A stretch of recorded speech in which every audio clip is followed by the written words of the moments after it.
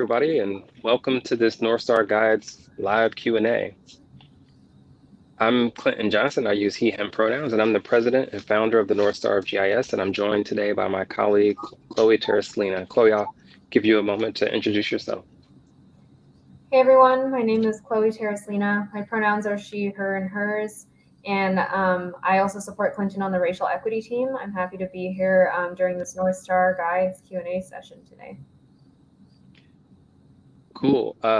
Chloe's going to put me on a hot seat, ask a bunch of questions that we've curated from a lot of people who had a lot of questions around the topic that we introduced this month called social identity. And before we get into that, I want to talk a bit more about what NorthStar Guides are and what we're doing through this whole NorthStar Guides program.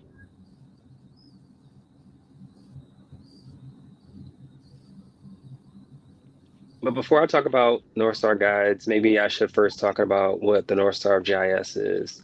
Talk a little bit about our mission, why we exist, and what we actually do.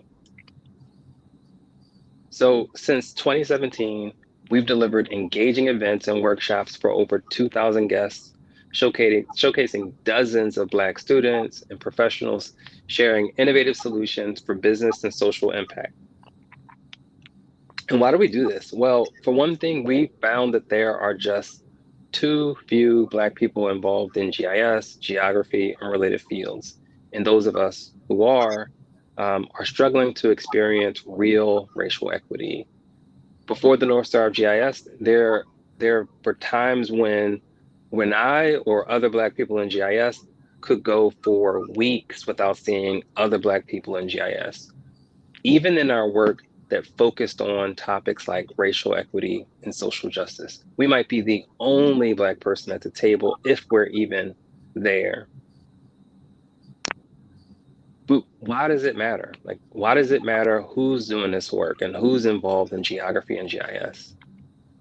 Well, GIS, or Geographic Information Systems, which is essentially mapping technology, bringing geography into dashboards that help you go beyond just looking at simple metrics or holistic views of what's going on. They help you understand the when and actually the where things are happening, who's having what kinds of experiences, and how to drive different outcomes in different locations.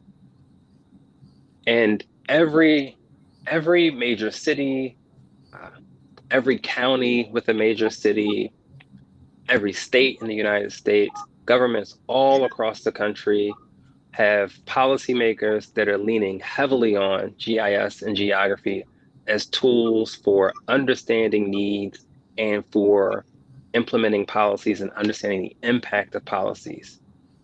This impacts health services, public education services, and commercial services. And people from marginalized groups need to be involved in that work. That work involves our lives, our communities, our families, other people who look like us, and anti-racism and intersectionality need to be front and center. All too often, if it's involved at all, people think of it as something that you can do after the fact, tack on to the end.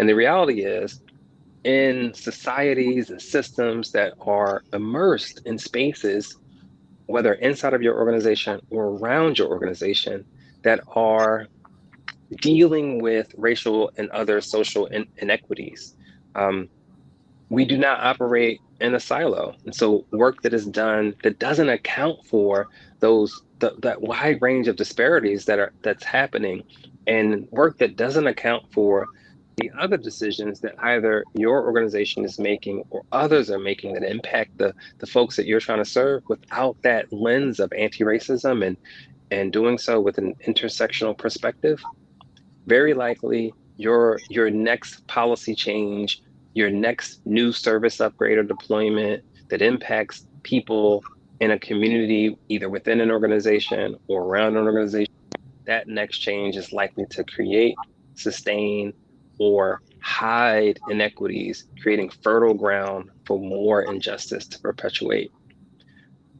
So you need to make sure that decisions that you're making are being informed by mapping and analysis and data visualizations that include anti-racism and that include a broad range of perspectives from people from the various Black communities that exist across the world, and folks from other marginalized racial groups need to also be involved in all of that work. So the NorthStar of GIS is dedicated to helping educators, leaders, and just everyday people advance intersectional anti-racism and increase belonging for Black people and for people of other marginalized groups. We leverage our lived experience, our GIS and STEM experience, and we combine all of that with our expertise in racial equity and social justice to create pathways towards sustainable diversity and sustainable belonging for people from all backgrounds. We believe that it takes more than just propelling people into new fields where folks will often end up isolated, alone, not very well supported, not finding themselves in environments that are intended to nurture them. We believe that it takes sustained support all throughout a person's academic, professional, and entrepreneurial pursuits. So we provide programs like the NorthStar Bridge, which supports Black students from historically Black colleges and universities, helping them to pursue their scholarship in GIS and geography, and particularly as GIS and geography relate to other disciplines. This year, we were happy to announce and identify 11 students to receive cash grants to help them pursue their studies, as well as participation in professional organizations like ERISA and the American Association of Geographers, who we've partnered with, as well as an organization called Blacks United Internationally Leading in Technology, to provide GIS and other skills-related workshops, all done in partnership with Tennessee State University, Fayetteville State University, Howard University, and Morgan State. Now, getting to NorthStar Guides and what NorthStar Guides really are. Well, NorthStar Guides is an education program offering positive practices for advancing intersectional racial justice, equity, and belonging. And by intersectional racial justice, we mean racial justice at the intersections of all other systems of oppression. We recognize that any work to advance equity, justice, or belonging must take into account multiple intersecting systems of oppression that harm people based on multiple intersecting identities. So NorthStar Guides includes a content library that's rich and filled with dozens of guides sharing foundational concepts, exploring barriers, and understanding and offering strategies for real impact. To help connect generic diversity, equity, and inclusion concepts with real experiences and challenges faced by people of color, and to provide effective guidance to help increase anti-racism and to increase belonging.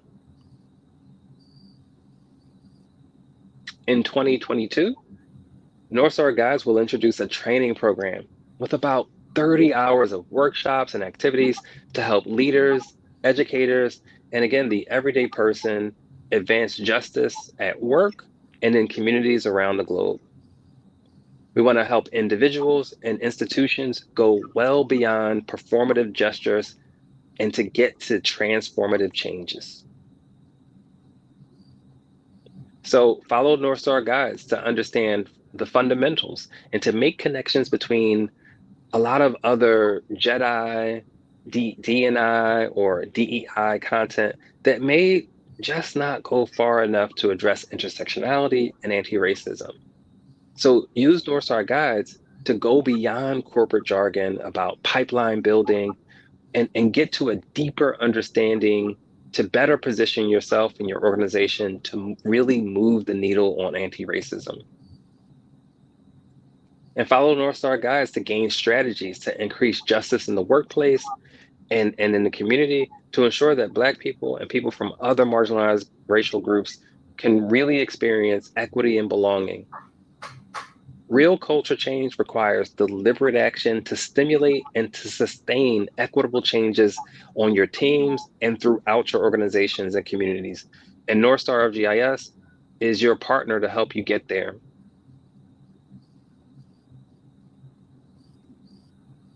So we provide our patrons and sponsors with exclusive access to live events like NorthStar Guides Q&A sessions to explore our content in more detail. This gives you an opportunity to put us on the hot seat and ask us questions about what we really mean when we're talking about any given concept.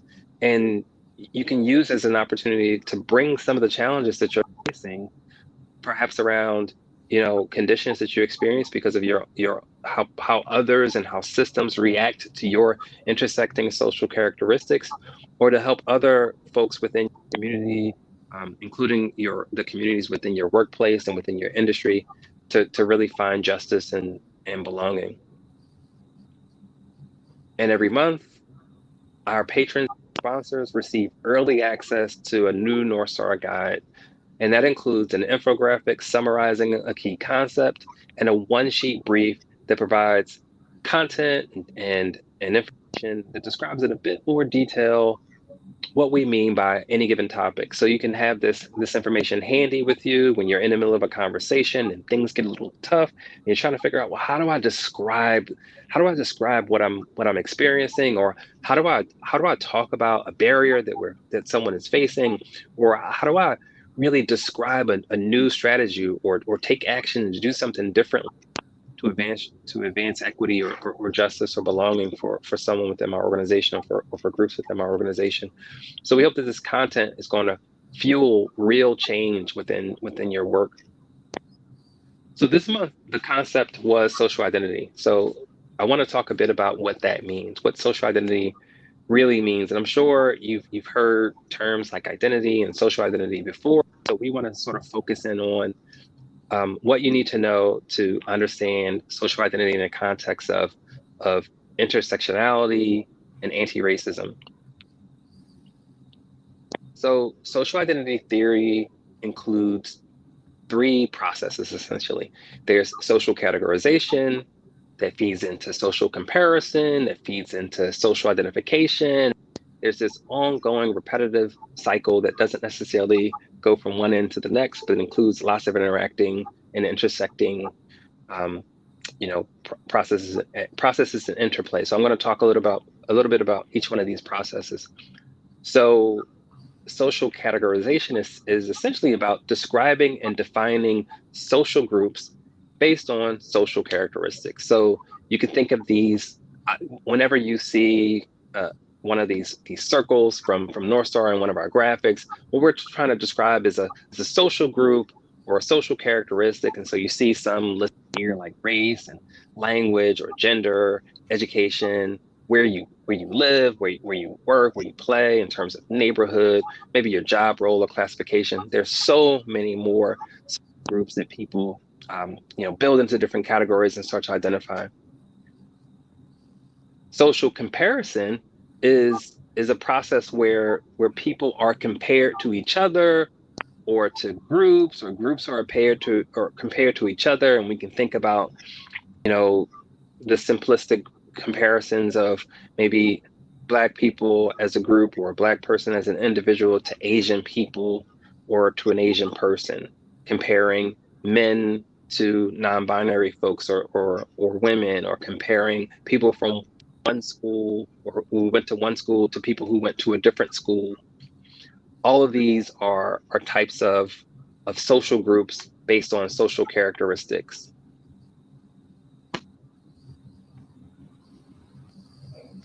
And then social identification is is really about deciding who a person is based on intersecting social categories or intersecting social groups. So when you see this sort of graphic from NorthStar, what we're trying to describe here is intersectionality in a sense, right? So we're taking a wide variety of social groups intersecting in lots of different ways, and this includes social categories like religion or caste, or disability status, or age, Location is a core part of this, where your origins are from, where you live, where you play, where you worship, where you work. Socioeconomic background is a factor, race, ethnicity, indigeneity, and so many other factors are important when people begin to either identify who they are or identify who other people are. So when you're thinking about social identity, you can think about identities, intersectional identities like white women doctors, trans Asian men in Philadelphia, Black GIS professionals in Nebraska, working on projects related to social justice, right? Like all of these kinds of groupings come together.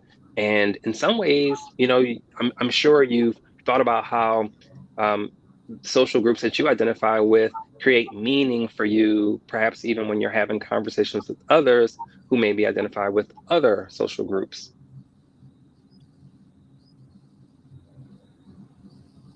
But certainly, while when we talk about social identity, this of course includes how we identify ourselves. And so sometimes I see myself as a person from Philadelphia, and someone might see themselves as a person from a different state. Um, I see myself as a technology professional in some ways, with a broad range of experiences from a variety of technical um, spaces. And but maybe other people sometimes really see me in a simplistic way. Sometimes people will, regardless of my actual age, will think of me as a young Black man, and whatever that means to them, it means, or as a young man, or as a young person, whatever that means to them. So certainly, we might identify ourselves, but other people are identifying us too. So individuals may identify you, groups may identify you, and systems themselves, which really we can think of as collections of individuals, collections of processes, collections of technology systems that are that are taught with data derived from people, and programs and code defined by people to try to figure out who people are and how to treat folks.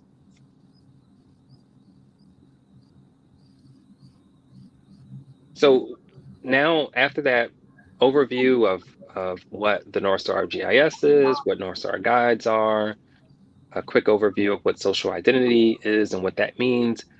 Now I'm gonna give Chloe time to just ask me questions about um, what social identity is, what it means, and so these are questions that we've curated from folks in advance. Yeah, definitely. And the first question, kind of segueing off what you were just talking about, is can you talk about some times when social identity has mattered in your life? Yeah, definitely. There have been times when, because of what I look like, people have decided that, either, I look too young to them to be involved in a conversation or to provide meaningful insight. And so, maybe I get ignored, or someone has decided that for whatever reason that maybe I don't have the expertise necessary for a given topic or challenge. And so in these situations, it makes it hard for me to be a strong contributor, and for those who may be impacted downstream by a given solution that I might be involved with. It may make it difficult for them to really get real benefit out of what could come from my participation. I'm sure that so many people have had similar situations when someone has just judged them before the fact, before really understanding what they can bring to the table, and why they may be there. Yeah, absolutely. I definitely relate to that as someone who gets asked if they speak fluent English in the workplace. I think that that's something probably a lot of people here can also relate to. And then also, I guess going off of that, the next question we kind of have here is what does socioeconomic background mean as a social characteristic? Can you break Yeah, so that down further? What does that mean in the workplace? yeah, I'll try to talk about that a bit. So when you think about socioeconomic background, People talk about that in a wide range of ways, right? So sometimes you'll hear people talk about um, educational background. So, what school did you go to? What how far did you go in the pursuit of your career? And what your household income is, or what a group of people's average or median income is. And sometimes socioeconomic background can be defined in terms of what adults in your household have what careers, and whether or not you own property, own own businesses in particular, maybe stocks, own houses.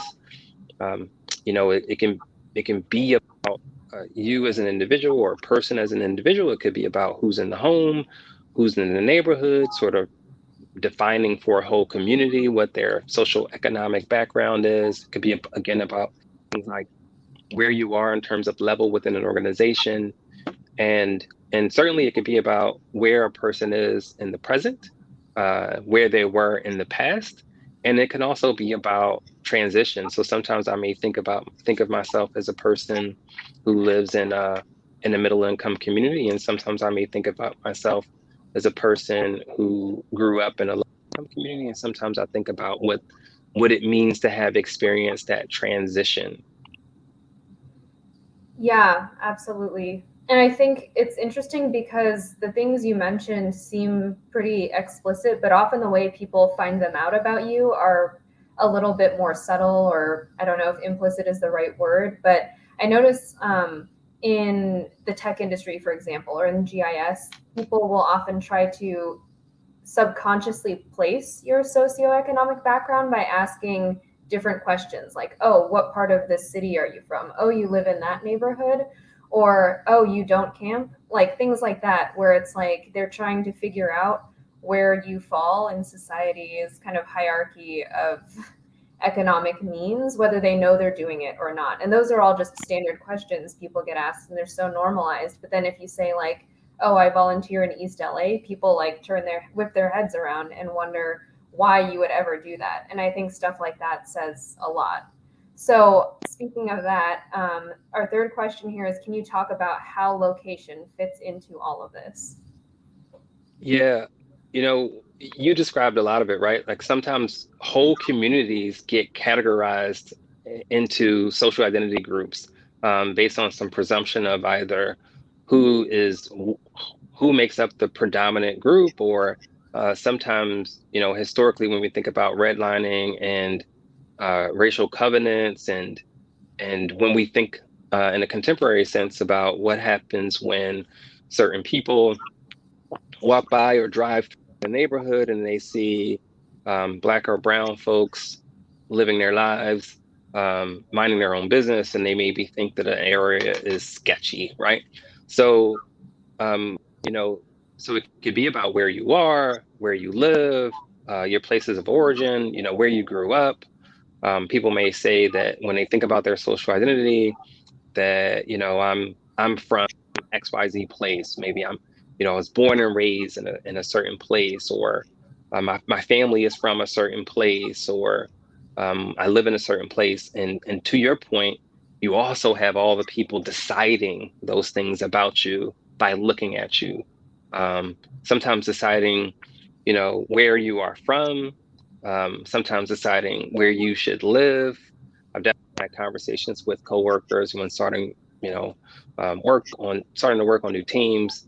Someone might make suggestions about where I should live. Oh, no, no, that place is not for you. You're probably going to want to live in another place. And there's just so many different ways in which location is either important to us when we are defining ourselves, and therefore how it's important to other people who are defining who we are.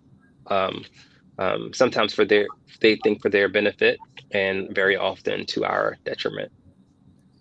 Yeah, absolutely. And I feel like also people kind of forget how closely location is tied into community.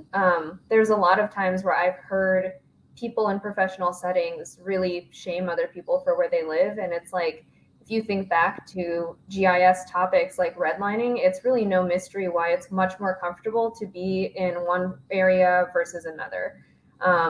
So I guess that's another thing that kind of comes to mind on this topic. But I guess the next kind of question that we have lined up here is, what are some of the social characteristics that fall under the category more? Yeah, we couldn't possibly list every single social characteristic that someone might think of as a group that they belong to or a group that someone else belongs to, assumptions about other people. But we definitely want folks to think about uh, topics like industry or trade or profession, right? Like your job level, your job type, the field that you're in. Sometimes, people are making decisions about, who they are in relation to others based on the job that they are in or the job that someone else is in, immigration status, or perceived immigration status that someone might derive from language. So when we think about language, think about the language a person primarily speaks, but also think about things like their accent, their dialect, or slang. And definitely think about how, as individuals, we decide when we may need to, I say decide, but oftentimes it's subconscious, when you may need to code switch in order to reduce the level of discomfort you may feel in any given space. Disabilities, whether visible or otherwise, right? People may move through the world with implants or allergies or diabetes. Some folks may be experiencing all people are experiencing different levels of mental health related concerns, and working through their own progress towards, positive mental health. Some folks may be neurodivergent. There are other topics like religion, spirituality, even atheism. And then there's, of course, sexual orientation and romantic orientation.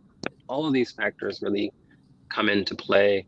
And I was talking to someone over the weekend about the idea that maybe there are no safe spaces for people who have social characteristics that tend to be marginalized, people who find themselves in social groups that tend to be marginalized. And maybe the more intersecting the social identities you have, that higher, the less likely it will be for you to find safety, regardless of what space you're in. Because even in a space where you are with people who look like you or who share your social group, we're all sort of socialized in these systems that um that can lead to internalized understanding and therefore internalized oppression of harmful messaging. So there's this hypervigilance that folks may find themselves in, that layers upon itself, maybe based on every marginalized social group that you may find yourself in, and how different you may find yourself from the group that you're in. So definitely think about the more dot dot dot as being um, you know, a lot more social characteristics than we could possibly name.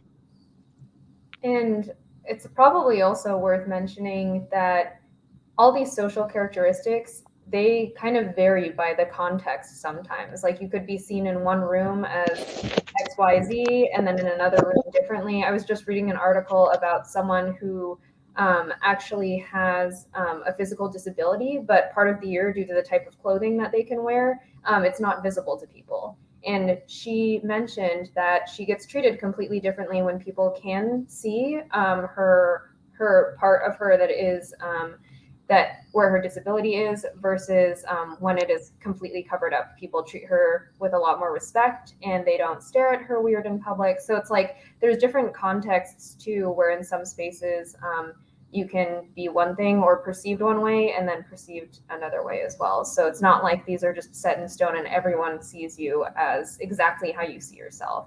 Right. And in some ways, I kind of want to talk about that as passing, and in other ways, um, it's just maybe in a given space, you're with more people who look like you or who just aren't focused on one of your social characteristics at the time. Um, but then, I think about a time when someone said to me, we were on our way to an event that was focused on racial justice and inclusion, for people of color in tech in the Philly region, and this person said that it really bothers them when people suddenly realize where they're from. Um, this person probably passes as white in most situations, but then as soon as someone thinks about their last name or is told where they're from, or they mention, where they're from, the dynamic changes and suddenly discomfort increases. So there's so much to what you were just sharing, Chloe. I appreciate you for bringing that up.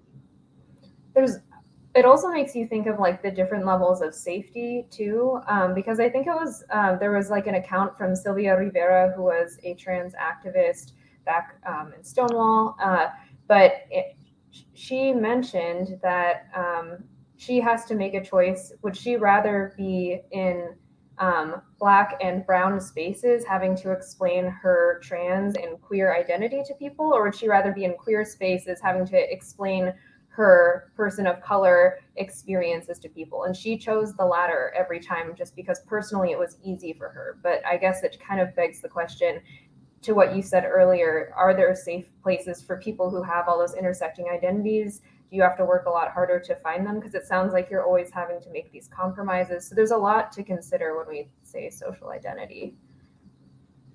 Yeah, one of the things I think I learned from you, Chloe, was the importance of cultivating spaces where you can be completely authentic about um, who you are and the situations that you experience. And we all, we call that we call our experience of that racism question mark. Where we question our experiences with racism and question racism more broadly. We talk about, we try to pursue some healing and then talk about like what to do when it happens again, because it's going to happen again. It's never really a one-off.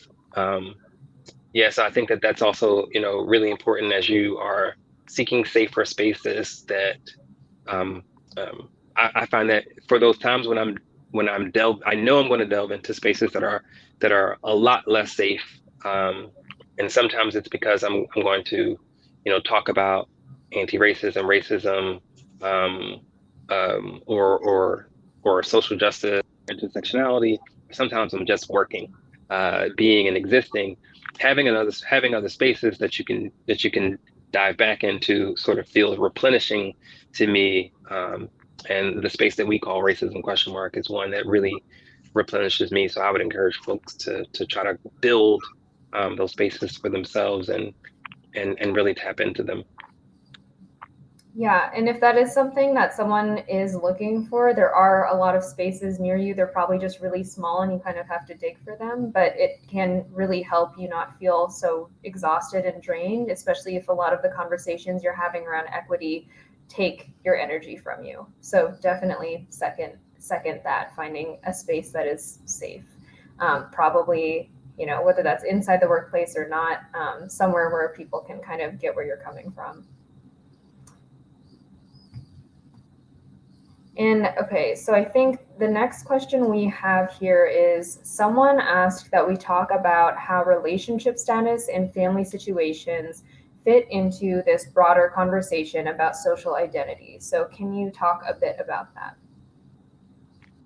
Yeah, so think about how important it is sometimes for some people to know or talk about whether another person is married or whether someone has children, like how fundamental sometimes that seems to certain social groups and certain social settings that you may be in, that someone may ask you about your assumed wife or husband or children.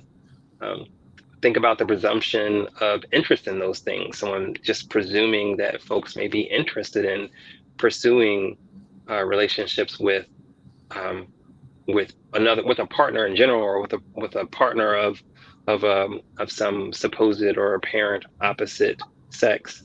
Um, and all of the assumptions that seem to differ at different intersections of of gender, or all those assumptions that sort of are confined to heteronormativity.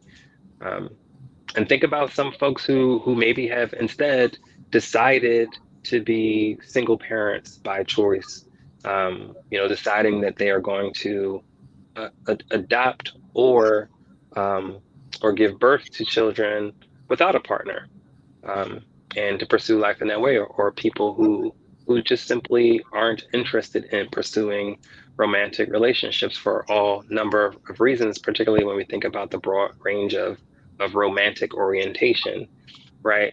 And then just think about how when you allow yourself to move past heteronormative assumptions, how those questions and conversations and assumptions impact people who are of the wide range of sexual orientations, and who have such a wide range of what family looks like in their home, right? So some of these things are really important to folks, right? Like people find, you know, being married themselves or pursuing marriage themselves to be really important. Um, but there are also people who are on a different end of that spectrum or anywhere in between. And all of that will really sort of land on different people differently, right? A lot of these presumptions are going to land on women differently, and what comes next when people make presumptions about whether or not a person will, of course, become a mother and therefore, of course, become, less available to do work. Those presumptions harm people in personal interactions, and they harm people in terms of their aspirations in school and work and entrepreneurship. So yeah, that's a really important topic to talk about, and I hope at some point we have a session where we drill in more intently, particularly around the broad range of sexual orientations and romantic orientations that we as a global collection of societies actually experience that really exist. Yeah, definitely. And I feel like in assuming the relationship status or whatever their family situation is, I know that as someone who looks like me, people all the time ask me about who my boyfriend is or when I'm going to have kids. Like all these just radical assumptions that to me are just really unsettling because ultimately, in a professional setting or even with people you don't know, it's not something that you really want to discuss and they don't really know what the background is. And it's really ultimately none of their business. So it's always a bit uncomfortable when a coworker assumes something or someone you work with or have some kind of professional relationship with, and that it's like, do I really want to go into explaining this entire thing to them, or do I just go with it and then they always are assuming this incorrect thing about me? It adds a layer of inauthenticity where it's like you're definitely have that barrier between bringing your true self to whatever you're doing. And I'm sure that gets impacted more depending on what your identity is. But it's crazy to me that people just in today's age are still kind of just making all these assumptions that are really tied up into compulsory heterosexuality and all these things that we know have oppressed a lot of people for a long time. So it's definitely good food for thought on that, to not assume where people are coming from. And yeah, I'm glad that's one of the questions that we have.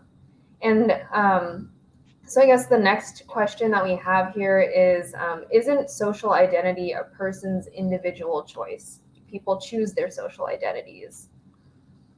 So, as we walk through in the sort of the overview of social identity. So yes, and sometimes, and at the same time, not really. So yeah, we definitely make choices about who we are, um, and those choices are fluid, right? Like in any given moment, I think of myself as one thing, and then think of myself as something different at a different time. And maybe in some spaces where I feel safer, I'm more clear to others about I, who I who I choose to declare my identity to be, and in other spaces I maybe feel less comfortable and describe myself differently, and maybe even inhabit my body differently based on how I feel comfortable just defining who I am. And sometimes we at the same time, sometimes we start to make these choices about other people, and for other people we'll look at a person and just decide that, oh well, we know that person's Asian, or someone may say that they are Chinese, and then we may translate that into, oh, that person's Asian, right? And maybe the person who's declared themselves as Chinese doesn't think of themselves as this broad, you know, all-encompassing Asian. Um, it's also like when people assume what a person's pronouns are, right? So the presumption that you can determine what a person, how a person wants to be referred to based on what you think they look like, and how that all changes as you move from different spaces and how it's changed over time. Or when a person mistreats or dehumanizes a person that they view as Black or African American or of some other marginalized racial group without actually knowing how that person identifies, right? So I've never really seen a police video where a Black person is being killed, where the police have said, "Hey, pardon me, can you tell me how you identify?" Um, they are making choices about who they think a person is, what they think they can get away with, and what they think a person is about to do. Sometimes I've definitely been in places where someone has thought that I was the person they should throw their car keys to, um, or an interloper likely there to steal. I've gotten several greetings that begin with "You're on the wrong floor." "Oh, I'm sorry." Once understanding who I am, we've had some thefts. Um, and in a different session, we'll talk about like the implications of some of these things, stereotypes, stereotyping. Um, so, but for now, I want to really stay hyper focused on this presumption of identity before, going into what those assumptions and presumptions then mean about behavior or value. And then really like not really, right? So not really, we don't really get to identify ourselves all the time. um, we're socialized really early in life. What we think of as man and woman, and what we think of as Black or African American or white, or some people say Caucasian. All of these are terms that people give us really early, right? Society tells us really early about these groups, and it tells us that we should choose, and sometimes it tells us what our choices are. Sometimes, in that sense, society are our people in our household, our family, our people in our neighborhood, our friends, and sometimes it's people at school or in the workplace.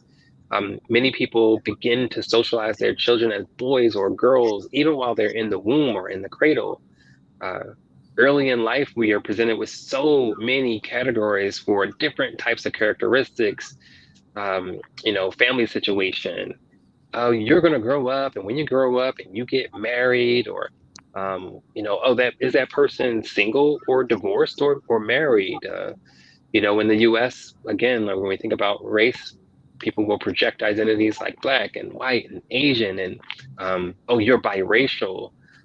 People think of some folks as educated or not educated, professionals or not professionals, and these are all many of these are categories. I'm sure that as you hear them, you're very familiar with them, and have heard them before, and probably at some point when you felt like you were deciding who you were or who other people were, maybe it didn't occur to you that these were categories that were already defined for you, and therefore limiting what your choices are. I And hope that helps. right. And ultimately, you're making some choices for yourself, but it sounds like, and a lot of those choices you're even making for yourself are limited by whatever economic, societal hand you've been dealt. But ultimately, people will perceive you in whatever way they see fit in that moment.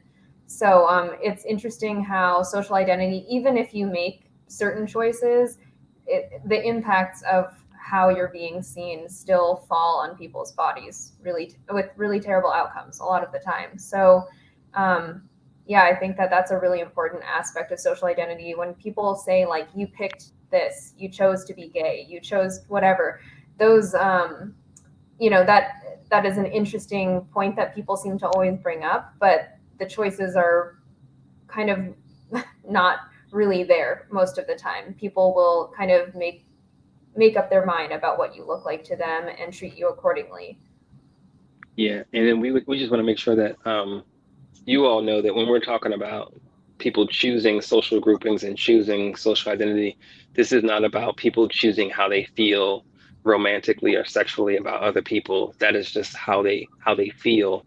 Um, what we're talking about are these categories that people have predefined and societies have predefined, that we find ourselves being just, ever so consistently pushed towards choosing different categories, um, not choosing how we feel uh, about ourselves and about um, our interests in other people romantically or sexually.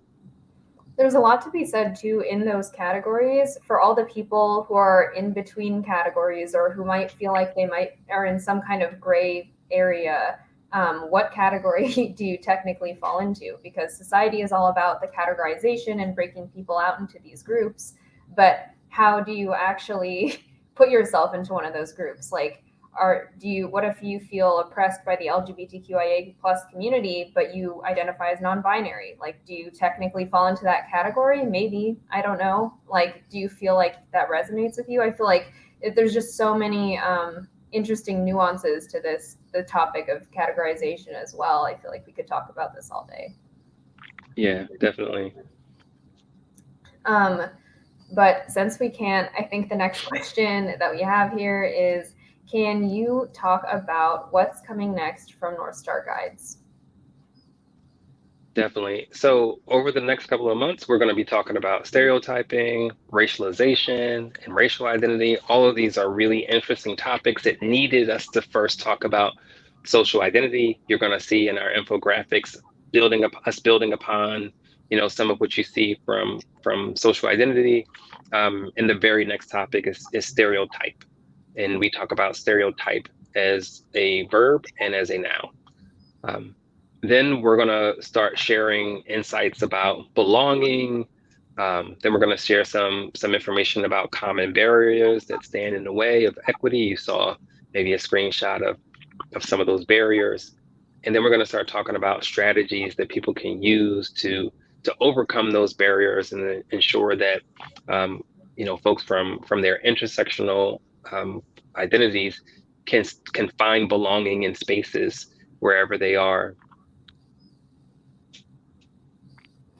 Okay, that's awesome. That's a lot to look forward to. Super exciting stuff going on. And then for that, is there a way to get access to NorthStar Guides earlier? Yeah, so all of our all of our all access patrons and above on our Patreon site, they get early and exclusive access to content like this live Q&A, to see and when it's live recording, or to experience, after the fact, and all of that content is always available for folks to ask more questions and to engage. And NorthStar of GIS is developing institutional pricing to give people, ready access to all of our content, to help them tap into the resources in our complete library, not just the stuff that we've released to the public, and give people some access to some limited consultations for justice, equity, and belonging, and diversity and inclusion work. For now, there is a new institutional license or institutional patron level for those organizations that want to help us invest in NorthStar, invest in our capacity to build out a strong educational program, and folks who become patrons at that level after the first 6 months of their membership, of their patronage, they will get access um, to one of our workshops when they become available in 2022. Awesome. I think that's all the questions that we have for you. So I'll let you wrap things up. Yeah, thanks, Chloe. I really appreciate you participating in this event, and appreciate the patrons and everybody else for coming together and to learn more about this topic. It's really important for folks to understand all of these different pieces of of the puzzle, right? Like, you need to understand some of these things a little better so you can have a more effective conversation, or when you see something happening, you can dissect it a little more easily, and little more quickly. And we just want to make sure that folks have access to all of this content that they can. We definitely want to thank all of our sponsors and our patrons for supporting us, and just be on the lookout for more content. So we'll see you next month. with more content from our Patreon platform for folks who want early and exclusive access to content. And we'll see you at the next live Q&A. Take care. Thanks again, Chloe. Thanks.